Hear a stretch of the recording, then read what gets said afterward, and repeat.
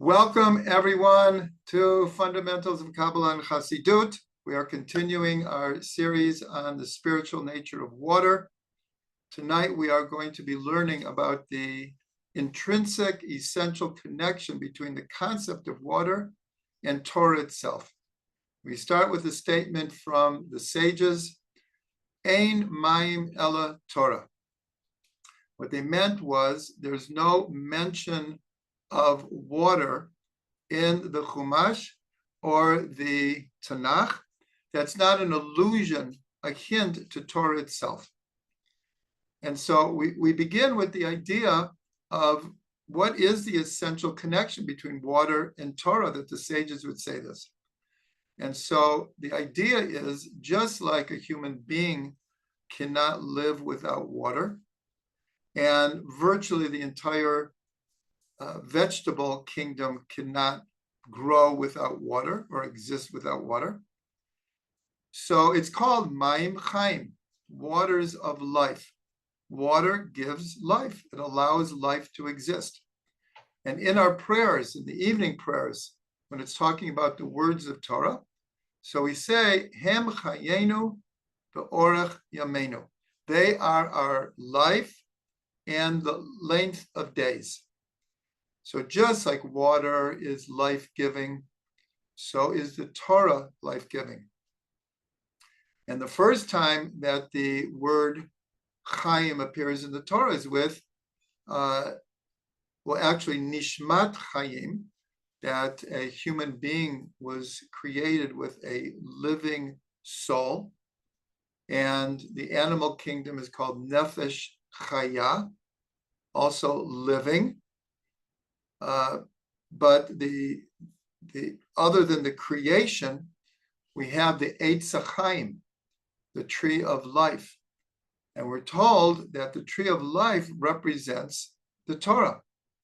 And that's why every time that we put the Torah back into the Holy Ark after a public reading, we say, Eitz Chaim hi l'machazikim ba. The Torah is a tree of life for those who grab onto it, who hold onto it.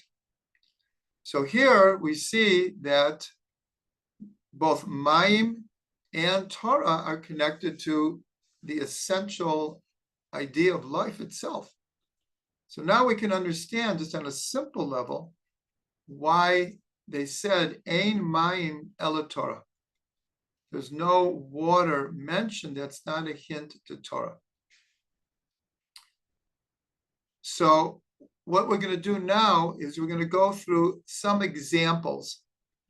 Now, some of these examples are different events that happen in the Torah, but my intention is not to go through all the events in the Torah that mention water. We will get to that at a later class. Here, I'm just picking out those commentaries that relate water to Torah directly. So one of them is that when Yosef went to look for his brothers, and there was tremendous enmity between the brothers at that point, and they see him coming, and they plot against him. And he's thrown into a pit. And in the Torah, the description is of this pit. It says, bor rake ein lo mayim. The pit was empty. There was no water. So Rashi, among many other commentaries, always looking for the finest details, makes a comment, if the Torah already told us that the pit is empty, then it means that there's no water in it. What is the Torah adding by saying the pit is empty, there was no water? And so Rashi says, it was empty of water, but it had snakes and scorpions. That's what Rashi says. So many commentaries pick up on this and make a connection with the Torah. Meaning, if a place is without Torah, without water, what are you going to get? Snakes and scorpions. So this is a very, very direct message that a world or a life without Torah is an opening for everything that a snake and a scorpion represents.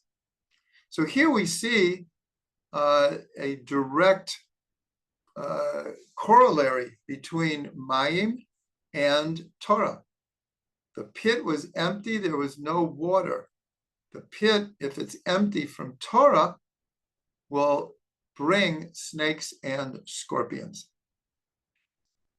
Another example that we have, which is actually a very, very important one, because we learn a very, very important custom, law from, and that is after we crossed the Reed Sea.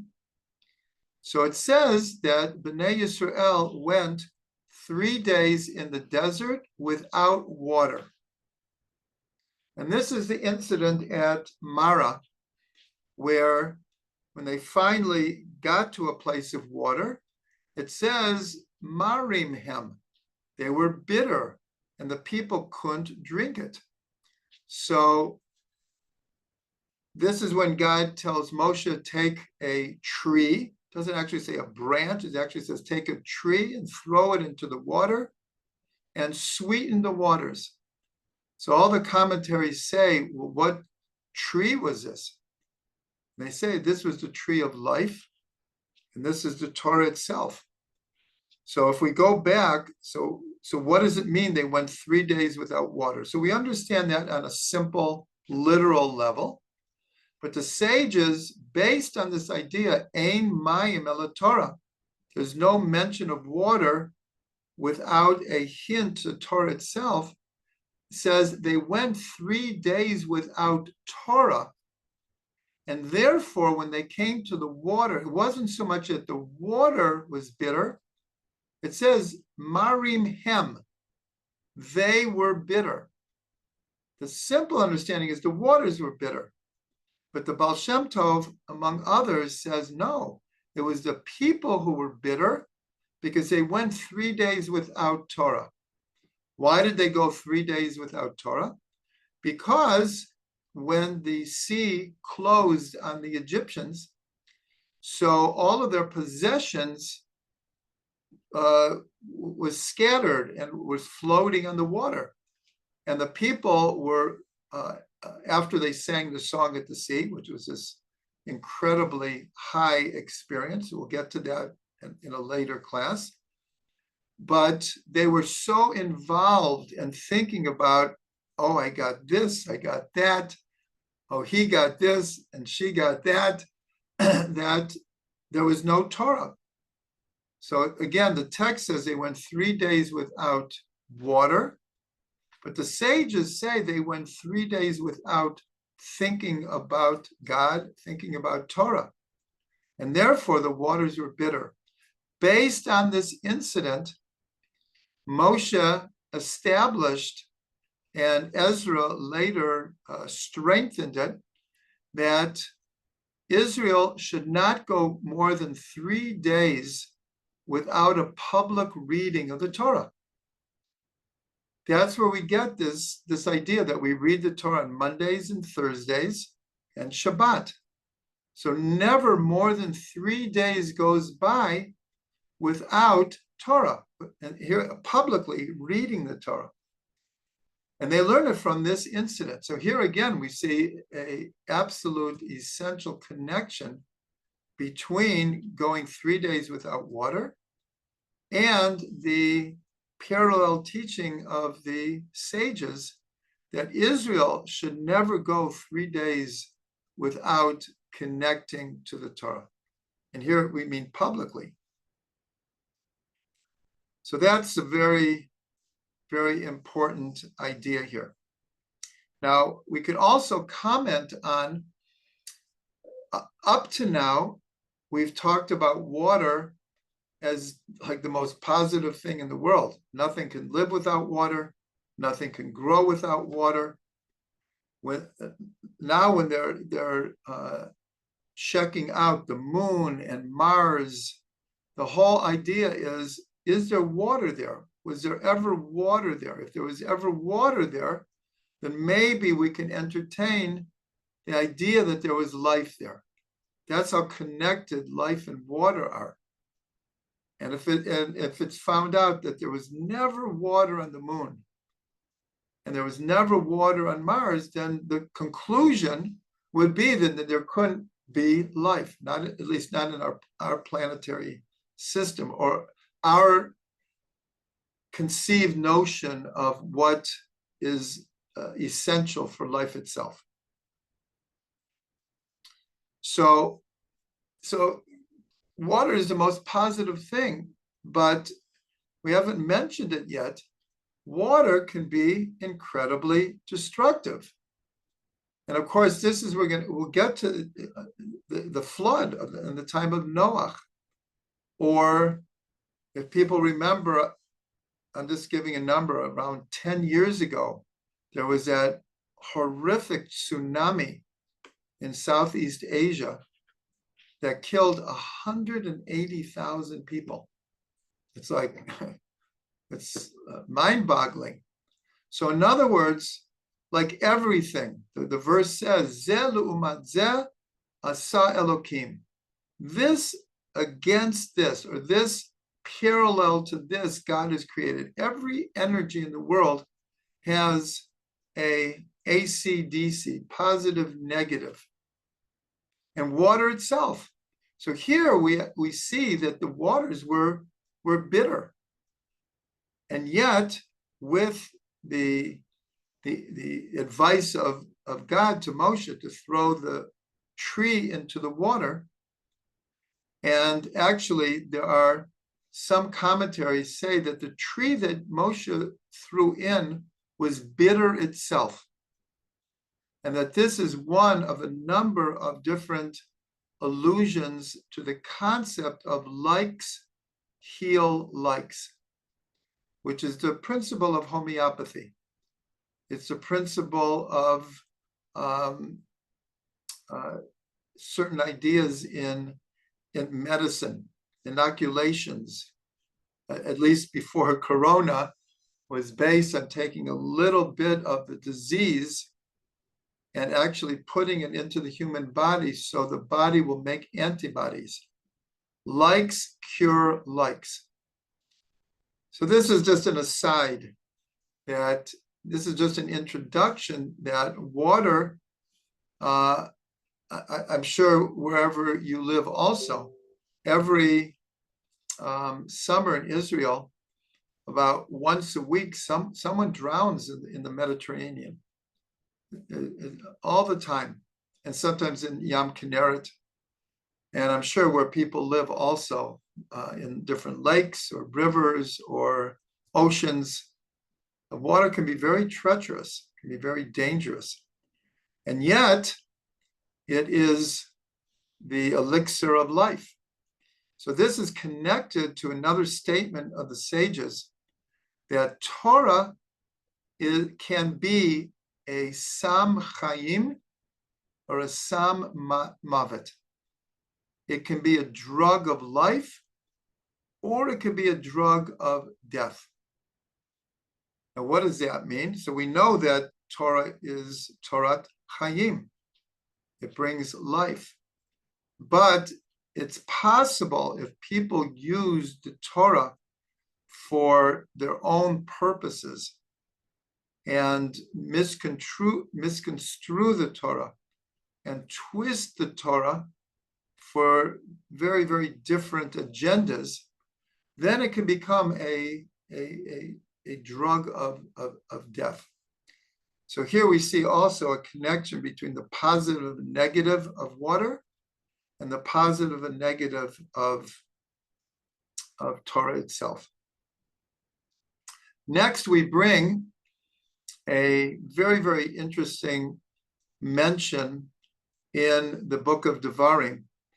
There are a number of places in the Torah where the giving of the Torah is described. The main one is in Parshat Yitro, the book of Exodus, where we received the Torah. And there's a whole description of what was happening and the people and the correspondence and communication between God and Moshe, and the people and Moshe going back to God.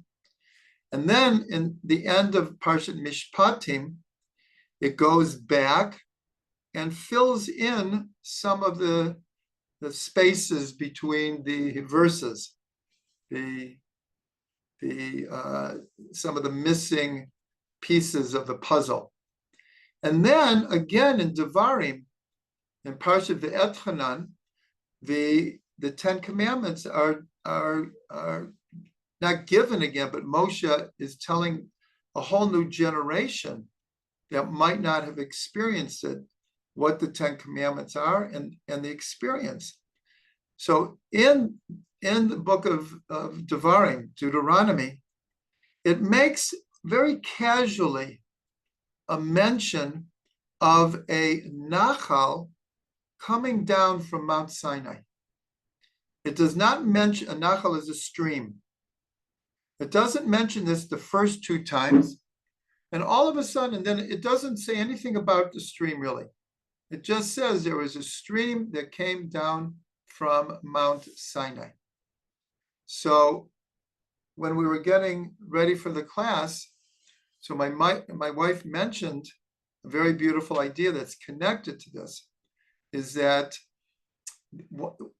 the physical nature of water is it always seeks out the lowest place to fall. That's just the nature of water. Fire is just the opposite. Fire, the nature of fire is to lift itself up, to grow higher and higher. The more wood you put on the fire, the bigger and bigger the flames get. And it's always seeking to go higher. Water is always seeking the lowest place that it could go to. And so here, again, we are connecting water and Torah. And so here, God comes down on Mount Sinai and gives the Torah. So the nature of Torah is like a nachal, is like a stream. Its root is in the heavens, but it wants to descend to the human level. That is the nature of Torah. That's the nature of water. So here, this one-time mention of a stream coming down from Mount Sinai really encapsulates the whole descent of Torah into this world. And just like in our first class, we went very deep into the idea that there's something about water that's primordial, and that it in a sense existed even before creation. People are welcome to go back over the class, over the video. But the idea is, because in the second verse of the Torah, it mentions water, but it doesn't mention that water was created. It's just there. And this is in the second verse of the Torah. And in Kabbalah, it explains this idea that there is something primordial about water, and it's connected to the letter Mem, as we discussed in great detail. And we will discuss further many times, because the letter Mem is the letter of water. In Hebrew, Mayim, Mem, Yud, Mem. So here at Mount Sinai, the idea is that just like water descends, so does the Torah descend. And we have this image of Moshe bringing down the two tablets of law.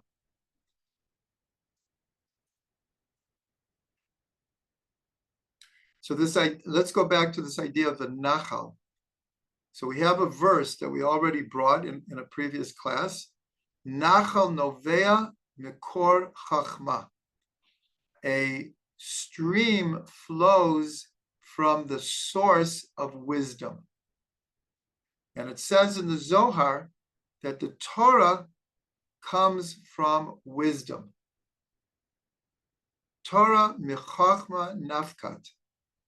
Torah comes from wisdom. So this wisdom that is flowing down from above to below, the chachma of the Torah, is like water. And so here is just another example of the intrinsic connection, all to understand just one simple statement of the sages, Ein Mayim Ela Torah. Now, I will mention also, there's also a very deep connection between this stream coming down from Mount Sinai and the river that flowed in the Garden of Eden. This we discussed, that there was a river that came out of Eden, that came out of Eden to water the garden, and it split into four separate streams, four heads. And this we discussed already. But here we just want to emphasize that just like there was a river in Gan Eden, here we're mentioning a stream at Mount Sinai. And we're actually told that had we not worshipped the golden calf, Moshe would have come down with the first tablets of the law, and that this would have begun the complete rectification of the world. It would have led us back to a state of the Garden of Eden. And we're even told that death would have been abolished. And so therefore we can understand the calamity, the disastrous sin of the golden calf, because we're told that there's a deep connection, as we said before, that the tree of life is the Torah itself. And so when we received the Torah, it was like returning to the Garden of Eden. So that's a very, very important connection. Now I'll bring another example. And this one is from this week's Parsha. So towards the end of the Parsha, it says like this. For anyone who wants to follow, it's chapter 30, verse 11 and 11 through 14. Again, 30, 11 through 14. So it says like this. I'll read it in Hebrew and translate. Again, this is Moshe talking to the people, and here he's talking to them about the Torah itself, the nature of the Torah. So he says, Ki mitzvah zot asher anochi mitzavcha hayom, because this mitzvah, and the mitzvah is to do all the mitzvot. This mitzvah that I command you today, lo nifleti, it's not too wondrous for you. Lo nifleti mimcha, v'lo rechokahi, and it's not far away. Lo b'shamayim, it's not in heaven. That's the idea that the Torah, let's say, emanates from heaven, but then Moshe brought it down like water into this world. So Moshe says, Lo b'shamayim, it's not in heaven, lemor, that you would say, Mi yaleh lanu hashemayma, v'yikacheha lanu, v'yishma'enu ota v'na'asena. Because we might say, who is going to go up to heaven and bring the Torah to us that we should hear it and do it? So the Torah is saying, don't say such a thing. because it's not in heaven and it's not far away. So you have no justification to say, like, who's going to go up to heaven? It's not in heaven. It's down here. Now, this is why I'm reading this. V'lo me'ever liyamhi, and it's not across the sea. Lay more that you might say, mi yavor lanu et ever hayam. Who is going to cross the sea for us? V'yikacher lanu v'yashmi'enu otav v'nasena. Who's going to cross the sea to bring us this Torah? But again, it's saying, don't say that, because it's not far away. And then Moshe ends by saying, Ki karov elecha hadavar ma'od. Because the Torah, this thing, the Torah, is very close to you. Beficha ubelavavcha la'asota. In your mouth and in your heart to do it. So this is a very beautiful idea. This is saying, not only is the Torah not in heaven, not only is it not across the sea, but it's inside you. It's in your mouth and your heart to do it. And if you remember, right at the beginning, we made the comment that we're told that 90% of the human body is water. So just like the body is almost all water, so here Moshe is saying, if you're really connected to the Torah, your whole being will be the Torah. It's not only is it not far away from, it's in you. It's part of you. It can be part of you. So I'm bringing this because obviously the mention of water. Now there's a phrase that's used throughout Jewish tradition when we're talking about, we'll call it the length and breadth of the Torah. When we're talking about like how all-encompassing the Torah is, so it's called Yam Shel Torah, the ocean of Torah. And that no matter how many, let's say, drops of Torah that we learn, it's only a drop in the ocean.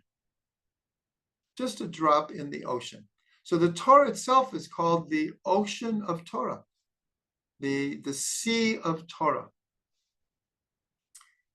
Now we'll continue with just a few more examples. And that is, I do actually want to mention what Rashi says. Says something like, it's almost not humorous, but it's like very clever.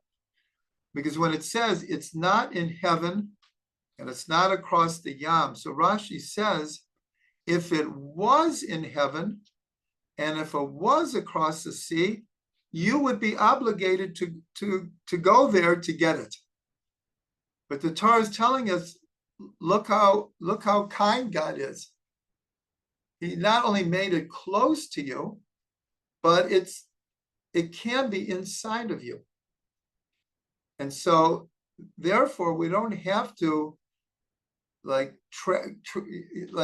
build a ladder to heaven. There's nothing wrong with building a ladder to heaven, but we don't need to go get the Torah, because the Torah is here. Now,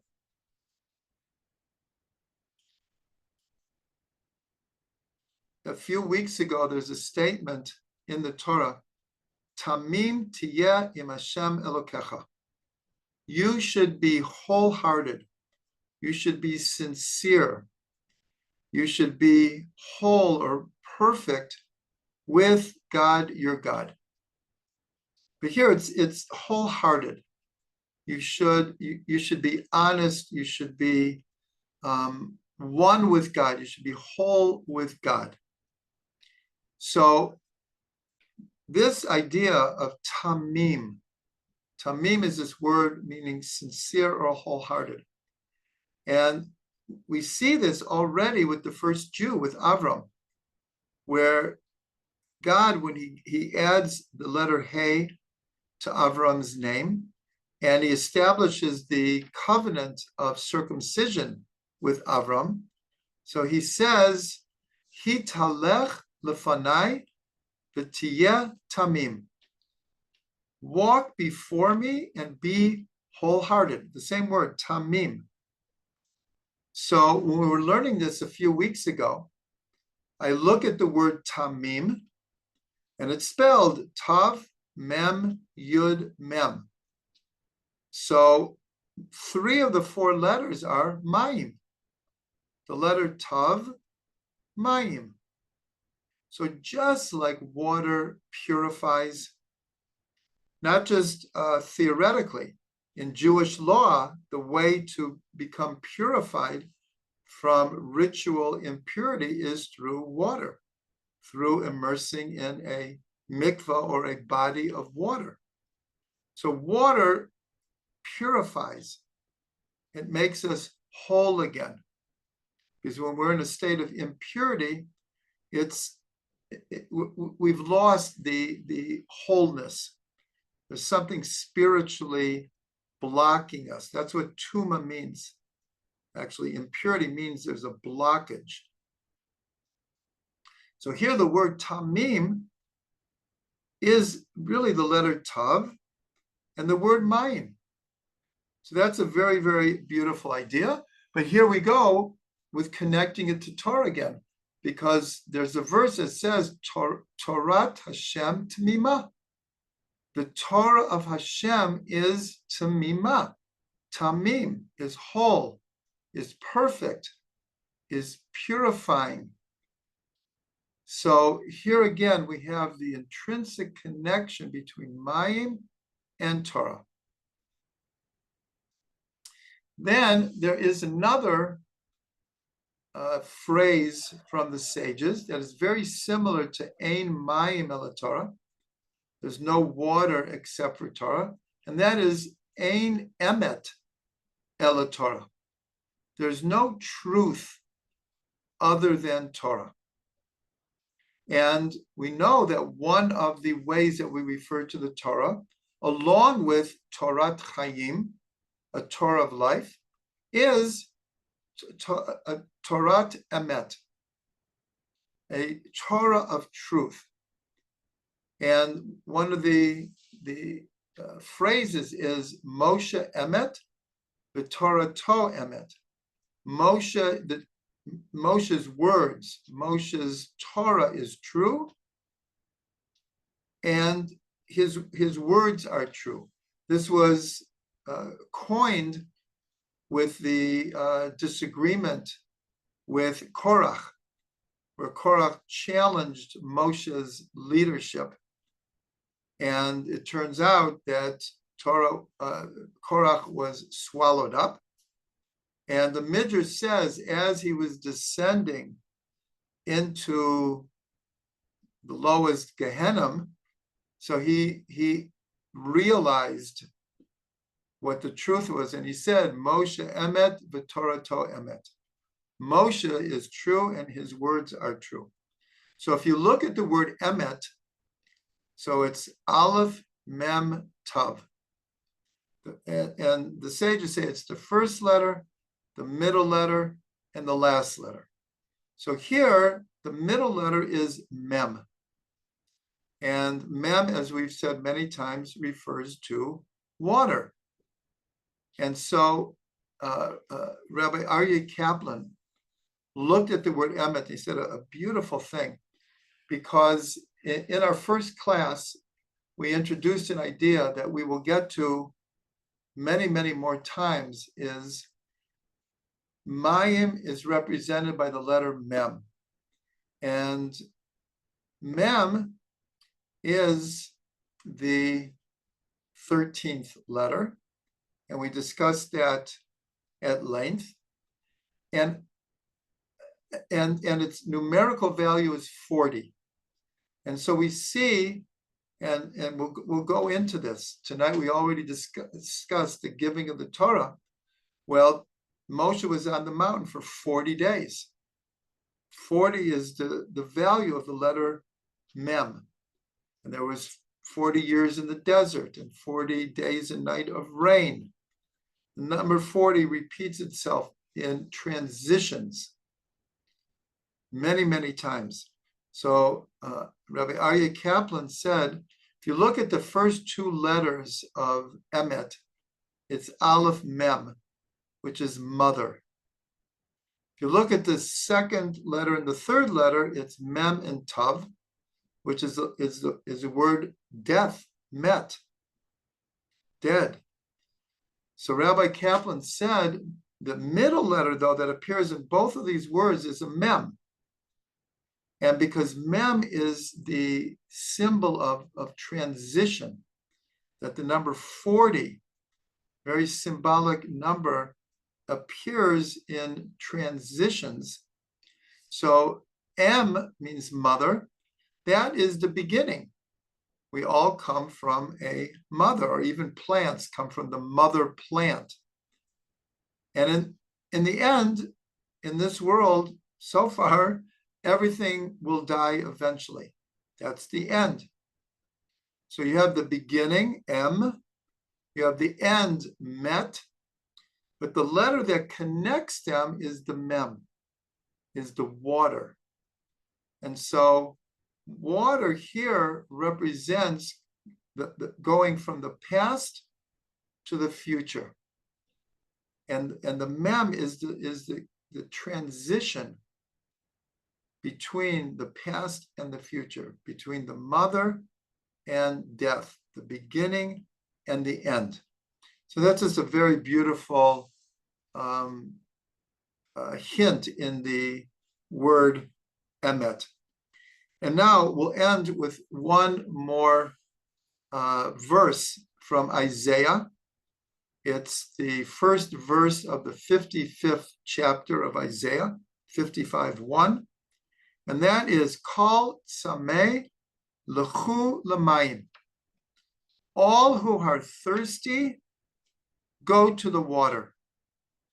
And it continues to say that you don't have to pay for this. It's free. And so obviously the sages saw in this that Isaiah was talking symbolically. The water here is Torah. Anyone who's thirsty for meaning in life, for purpose in life, for joy in life, let them go to the Torah. That will quench your thirst. So I want to end with a blessing to all of us, that anytime we feel a lacking, anytime we feel empty or a loss or a lack of purpose or meaning in life, called Sameh Lechu Lamayim. Everyone is thirsty, let them go to the water.